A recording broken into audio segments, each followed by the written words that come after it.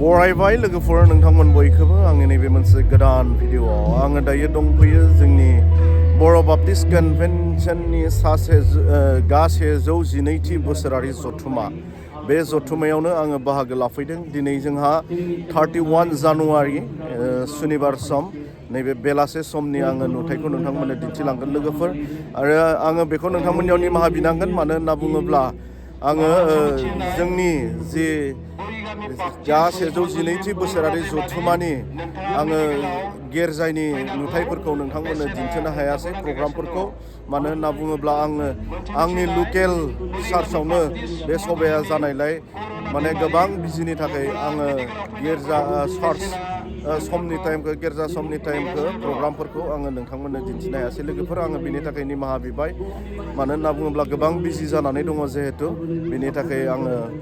दिन्थिनो हायाखै आङो बाहेरनि नुथायफोरखौल' आङो नोंथांमोननो दिन्थिलांनो नाजागोन दे लोगोफोर नोंथांमोना नायलांबाय था जोंहा दायो बेलासे सम मोनाबिलि मा होनना बुङो बेलासिनि सेसना जोब्बाय आरोना दायो जोब्बाय माने जोबसिगोन जोबथ'वाखै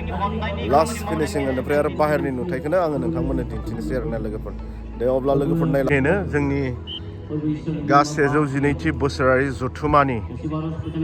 गिर्जा पेन्डेला मानो होनना बुङोब्ला जोंहा बियो जादों गेलागाव बग्रिबारि बेप्टिस्ट मण्डलियाव दे सनाय दख'रानि सिङाव थानाय गेलागाव बग्रिबारि बेप्टिस्ट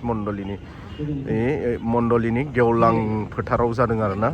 बेनिफ्राय आङो बिदिनो नोंथांमोननो भिडिअ गोबां आपडेट होनो हायासै आरो अब्लाबो आङो दायो जि हायो नोंथांमोननो दिन्थिनो नाजागोन प्रग्रामनि भिडिअखौ दिन्थिजोबनो हाला अब्लाबो बाहेरनि नुथायखौनो आङो नोंथांमोनजों एसे शेयार खालामनो नाजाबाय आरोना लोगोफोर जोंहा नै मेडामफोरखौ लोगो मोनदों मा खबर मोजां दे लोगो मोननानै गोजोननाय मोनबाय नोंथांमोनखौ नैबे जथुमायाव दे अब्ला लोगोफोर नायलांबाय था दिन्थिलांबाय थागोन आं जोंहा बेलासिनि सेसना जोब्बाय दे लोगोफोर दायो माने आंथ'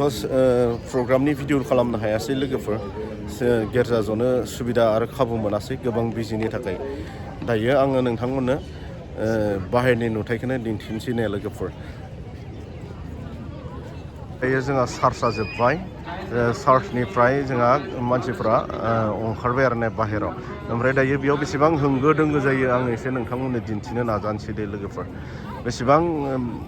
सुबुङा बेयाव बाहागो लाफैदों दिनैनि नैबे सुनिबारनि जि हाबाफारियाव बेखौ आङो नोंथांमोननो गुवारै दिन्थिलांगोन नायलांबाय थानो लोगोफोर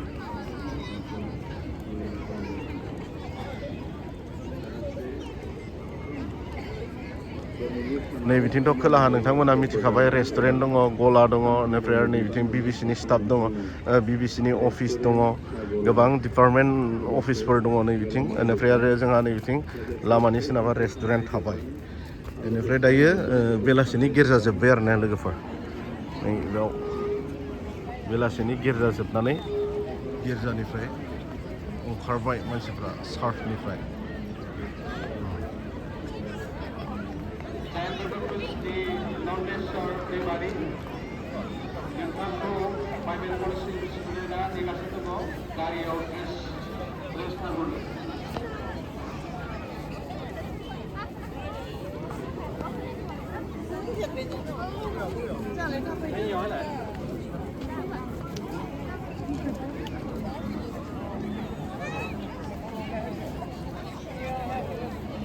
ओंखारगलायनो हायाखै नै मानसिफ्रा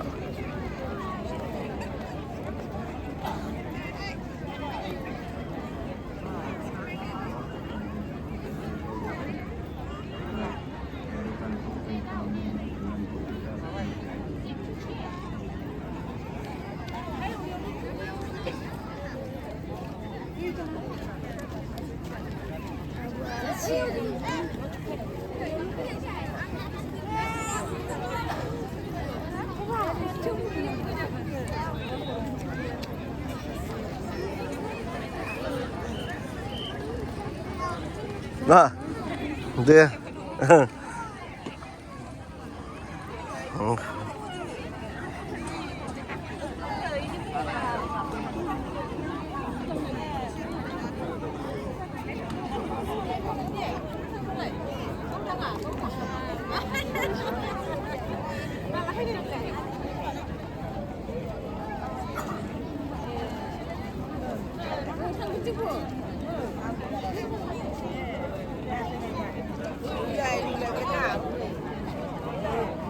ओरैबायदि होंगो दोंगो दायो मानसिफ्रा गेर जाबायना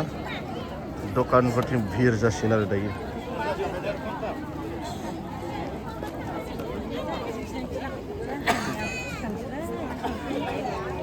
ओंखारग' हायाखै दाबो नै मानसिफोरा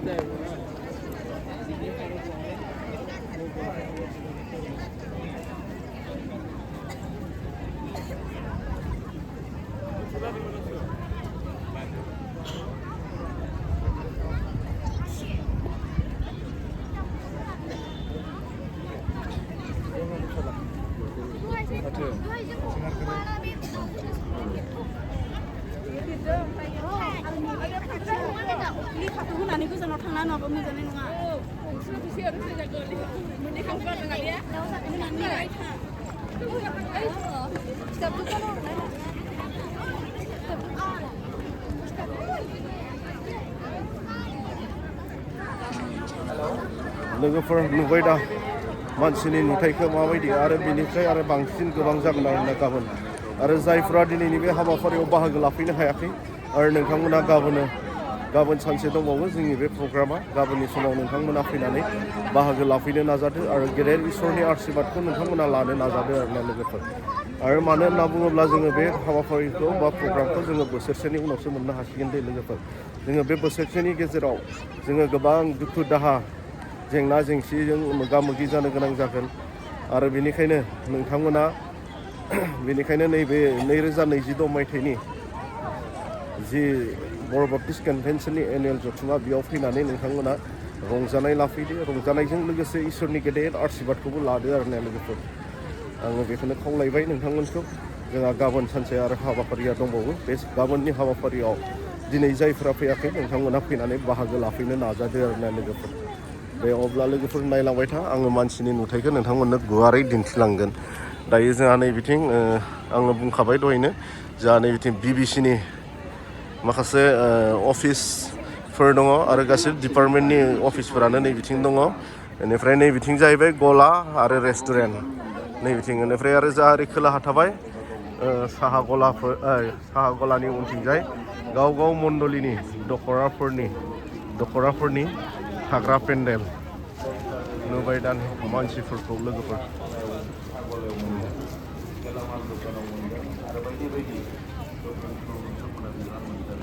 आरो जोंहा दा मोनाव सेसन दङ आरो मोनाव मेहेरगोनां हाबाफारि जागोन बेनिखायनो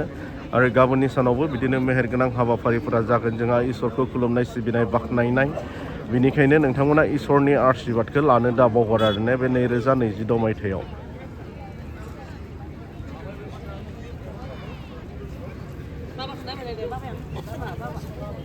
मोजां लाबायलां नोंसोरखौ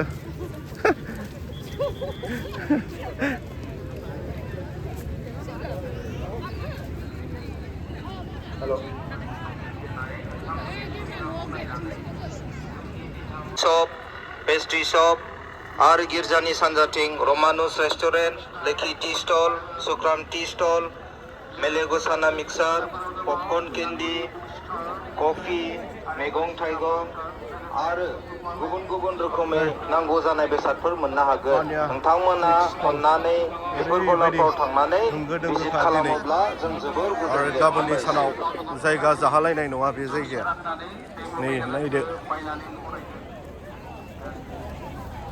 मोजां ना मोजां दे नुबाय दा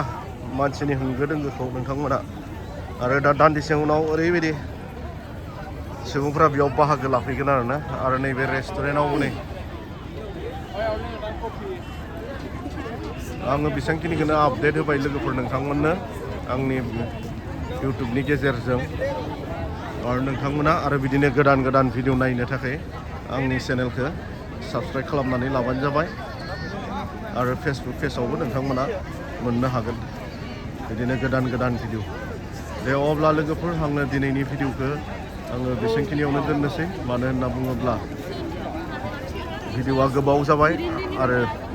जायफोरा नायनानै मोजां मोनबाय लाइक आरो कमेन्ट